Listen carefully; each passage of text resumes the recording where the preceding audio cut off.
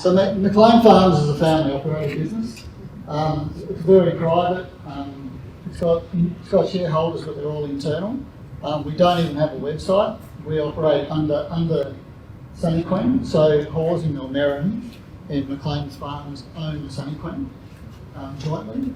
So we operate everything we do under Sunny Queen. And that's how private the family is.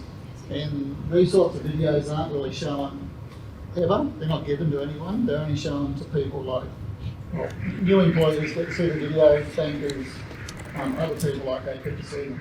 But it is the best way to see what's available at McLean Farms, especially the equipment. And you would have seen on there, especially in the packing floor with the robotics, etc. And that's increasing. So when we're at career expos and talking about what is needed in the industry, and it's not just because it's eggs, but that's what's happening in AgTech, and that's what we saw with TSBE with your presentation. And that's widespread. Before I went to McLean Farms, I was at Vanderfield, John Deere dealership, exactly the same. Right? So GPS, satellite positioning, all the technology, it is just massive in agriculture. And we need the experts to do it. We need the people to operate it, fix it, repair it, run it, train others on it, etc. So all of that is just quite incredible in agriculture at the moment. So I'll just go back a little bit, won't go through all the prehistory ones. I know we're really short on time, so I won't go through all the presentation, but this was it in a nutshell. So basically the egg industry in Australia produces 16.9 million eggs every day. Okay? It's every day of the year, 365 days.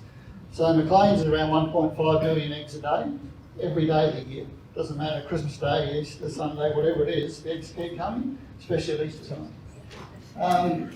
So 6.2 billion eggs a year it works out to. 20 million birds across 277 poultry farms in Australia. And that's actually relatively small on a world standard, but you can see there from an Australian standard, it's absolutely massive considering that 98% of those farms are still family owned and operated. And that says something for the whole agricultural setup and just the passion from those families to maintain that level of ownership in their own agricultural sphere. There's three major operators across Australia produce up to 70% of the industry revenue. Okay. So McLean Farms, 72 years in operation, and we saw before like Hutchison's, like that, 100 odd years in operation. So a lot of these smaller family farms, the longevity is just amazing. Our average years of work in the workforce is in the high 30s at McLean Farms. So we've got people that have been there in the late 40s, early 50s, many years for employment. And the scope to be there that long, something must be good, something must be right. They're happy being there. Even the chickens don't last that long. So we have grading, packaging and cold plant facilities. We've got 267 team members across the entire business and 117 positions across the business it takes to operate McLean Farms. So a while ago we did some mapping with MyGas and TAFE in particular here in Toowoomba.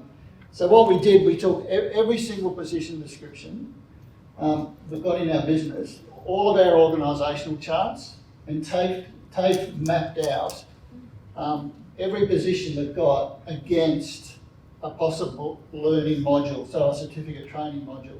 So whether that was certificate 3 or 4, they're the two that we're mainly interested in.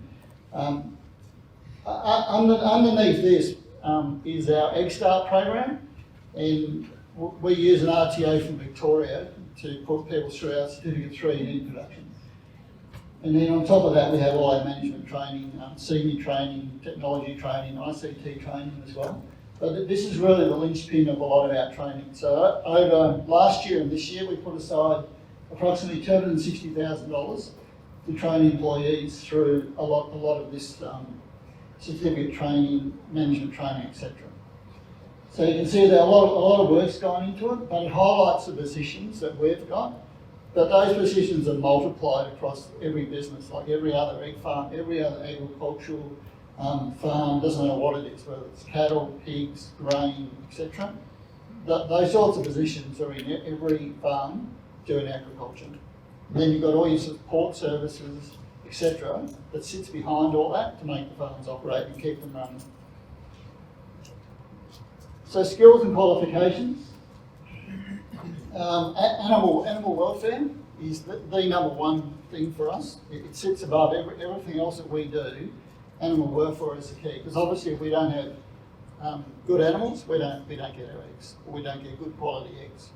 And when you're dealing with the likes of the Coles, the Woolworths, the Aldis, the Costcos, the US Army, etc., quality is the number one thing. Everything's tested, audited, etc. So veterinarian skills is paramount. Some climate knowledge, because obviously we have about 5,000 hectares. So the grain farms harvest around 1,800 to 2,000 hectares of that. And a lot of that feed goes back into producing feed for the chickens as well. Work health and safety, science knowledge, agronomy knowledge is a really big one.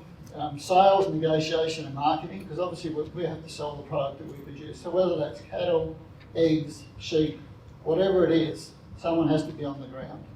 And that is a real skill to be able to sell your product. So whether you're selling nuts and bolts, you're selling grain, you're selling pigs, you're selling eggs, someone's got to negotiate that. Someone's got to be out there marketing, etc. Information and communications technology, like all the ICT divisions. Experience for education, training and quality control. So QA, obviously with animal welfare, vet skills, QA is up there as well. Right? And it is a highly specialised skill, the quality assurance part of our business. Experience, animal education and training in warehouse management, equipment knowledge and operation. And equipment knowledge and operation for us is key on the farms. On poultry farms, our number one shortage at the moment is maintenance people. So whilst we all struggle to get egg gatherers, etc., maintaining the equipment is our hardest position to fill right at the moment. So intensive livestock production knowledge is very important. What we might refer to as soft skills is communication, teamwork, flexibility, problem solving, and attention to detail. You would have seen on the video, there was a shot there of the vaccine room. I mean, the vaccine room at any one time will hold about $500,000 worth of vaccines. So attention to detail to ensure the birds are getting what they need, when they need it, etc., is absolutely vital. And that attention to detail is for everyone in the business to identify things that potentially could go wrong before they go wrong. Another side of this is what I would refer to as real skills and attributes, because all these other things are really good. And a lot of these are skills we can train or qualifications they can get, whether that's at university, out of school, special courses, the course mapping that I mentioned before. But these real skills and attributes, which are key for us, is a willingness to learn. Okay, so it was mentioned earlier that learning doesn't stop at year 12, and that's critical. There's a willingness to be taught. So just as much as you might want to learn, or employees need to learn, they need to be able to be taught, because we do have a lot of situations where people, especially the ones coming out of school, really don't like being told by some of our senior members who've got 40 years experience, like things to do, what to do, how to do it, etc. And I know it's all part of growing up, but that willingness to be actually taught in your chosen profession is critical. You need to have a skill to research. So this skill needs to come from school. And we often tell people, and if there's educators in the room, you'll know this, school's job is not to train everyone and give them all the answers. They should come out of school knowing how to research, knowing where to go to get the information. It's a bit like the old teaching the fish saying, etc. And that's very critical. We don't expect to get employees who know everything, are taught everything. We need them to have the skills to be able to research, to be able to learn, and have the knowledge of where to go to get the information if needed. The skill to go and find out. We need them to own their own mistakes and ensure they learn from them. Okay? And some of these might sound really basic, but it's absolutely vital. And that's why I've called these the real skills and attributes. We need to give input from their own experiences and education. So what are they going to bring to our business? And then they need to have the confidence to put that forward as well, but in such a way that it's going to be received. They need to have a passion for their chosen field of endeavour. We find that lacking quite often. So whether they haven't chosen the right field, they get into it and find it's not right, then don't have the courage to leave.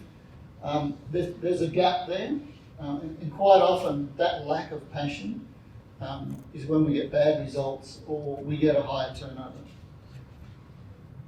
We need them to have the ability to assess a project and try to identify what could have been done better. So this is all about continuous improvement.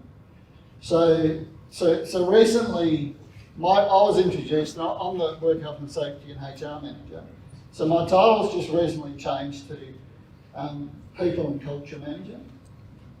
And when I was announced to the senior executives, they were told that I would also do continuous improvement.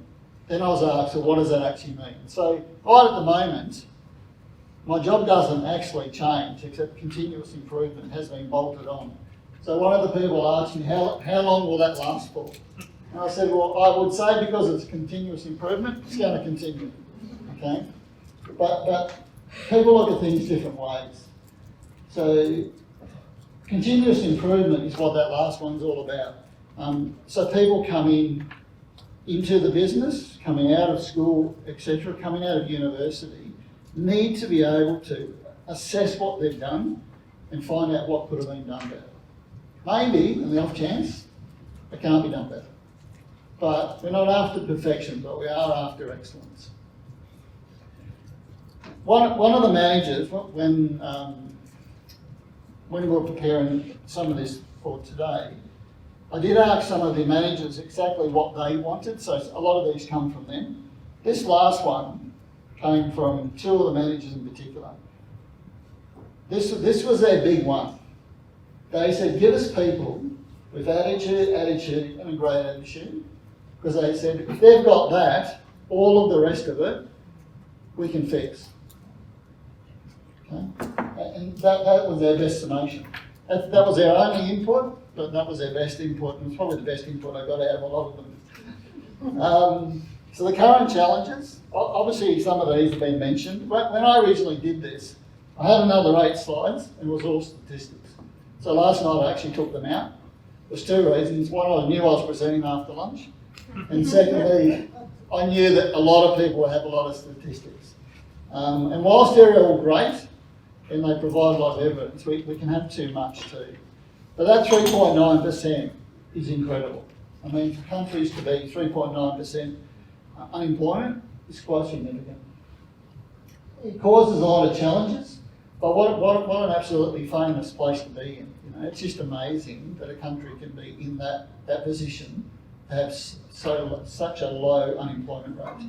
I'd rather have that sort of challenge than have a massive unemployment because it's bad for the economy, etc., etc. It's a very competitive marketplace driven from that 3.9% for potential employees. One of the challenges we have is trades appear to have a lack of focus with emphasis given to science, maths, etc. Okay? So a lot of schools really focus on maths, science, and areas like that. Like one of my own daughters had the experience when she went for work experience when Masters Home Improvement was around. She was asked by their teacher, why would you do that? Why would you go to Masters for work experience? And she was really upset. And I know she sent me an email. So I sent an email back and said, go and tell your teacher that every teacher needs a kitchen. Who's going to build it? And that's nothing against educators, nothing against schools. But this is what happens too. Then it drives kids away from their passion. We're talking about being passionate in your endeavour. That could drive them away. So we have to be open to what kids who are leaving school want to do. The stigma of low-skilled jobs means the average person will not consider accepting them. And a lot of people talk about Aussies and say, well, Aussies won't do a lot of the work, and to a large degree they're right. Some won't, but we don't live in that environment, and we don't live in that sort of in a country like that. But we employ a lot of seasonal workers from overseas, and they just love the work. If it's picking up eggs, if it's cleaning, if it's gurneying, they just love it. They think it's fantastic. But we can't get a lot of our Australian people, without being any form of discrimination, they just don't want to do it. But they're educated at a higher level, etc. So it is a real challenge for that, and that stigma, for whatever reason, we work hard to try and remove that. So if you're cleaning, it's not about cleaning. I mean, why do we do the cleaning? It comes back to that. So the cleaning is for the welfare of the birds. So it's how we put it across. It's how we train those people about what job they're doing. I mean, if someone's screwing nuts on bolts for a living, like why are they doing it? It's the same thing. Right? So these are some of our challenges that we come across every day. So future challenges, lack of trained leaders. So we don't need more managers. We need leaders. We've got enough managers. I can tell you, McLean Farms, we have enough managers. We need leaders. And there's a massive difference. Absolute massive difference. I know a lot of people in the room will identify with that, and you may know. If you don't, we can talk about it later. Even some of my people say, well, I'm both. Well, sorry, you can't be both. You're going to lead or you're going to manage. And that is a real challenge, and it's going to be more of a challenge as we move into the future. Like, we need leaders.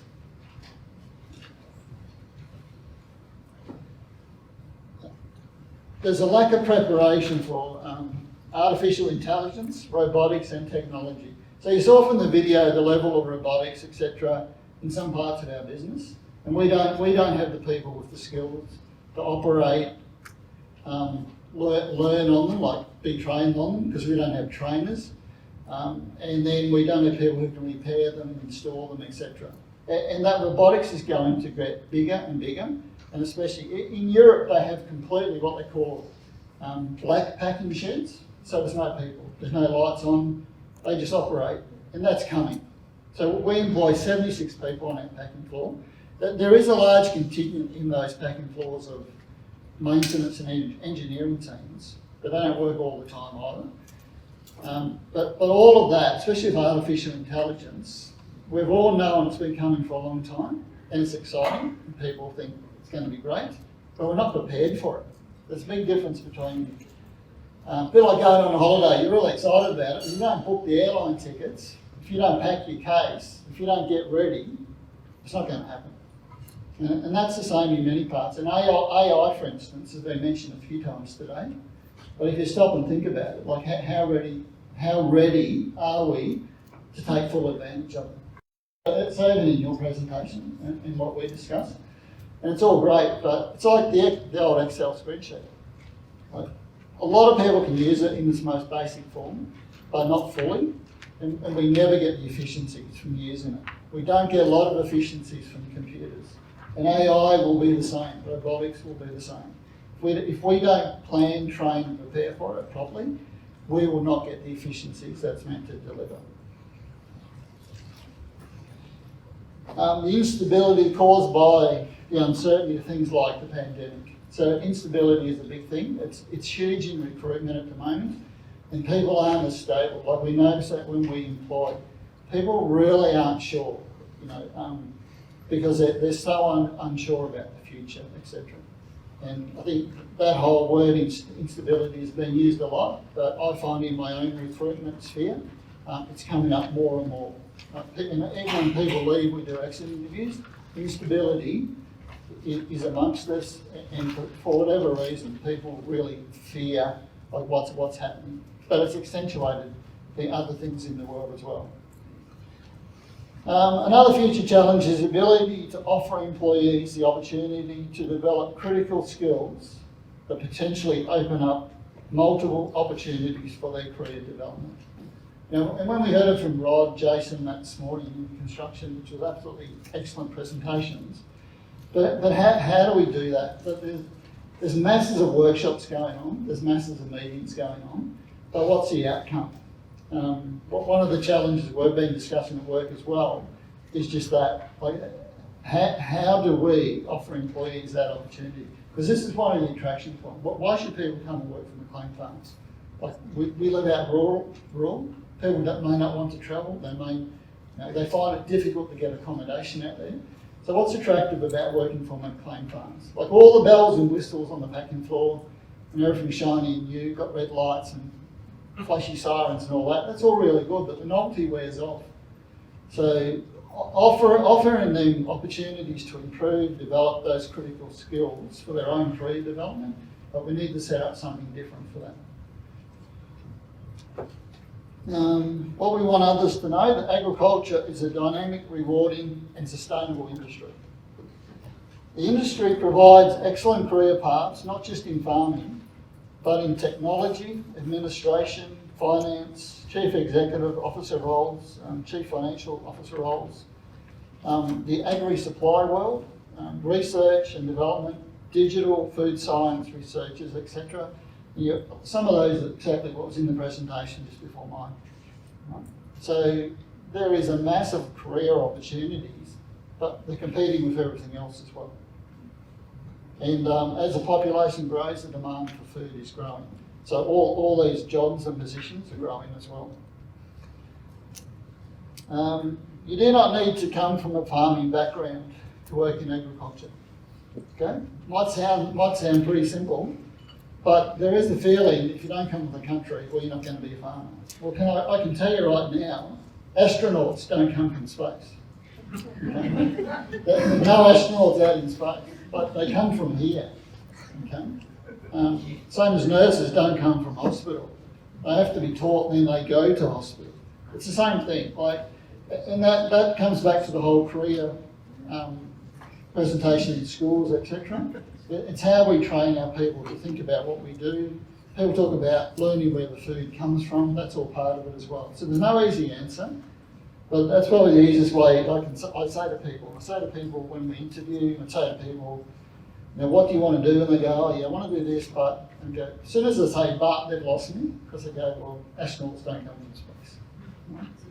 You've got to learn and you've got to go there. You've got to dream big. You don't need a degree or other high-level qualifications to commence in agricultural work. Industry is very high-tech with AI, drones, GPS, robotics, which we've already discussed. Preparing the workforce. So the question was about what we want educators, etc. to know. And we need to go beyond the syllabus, and I think I've already highlighted that in some of the things I've said.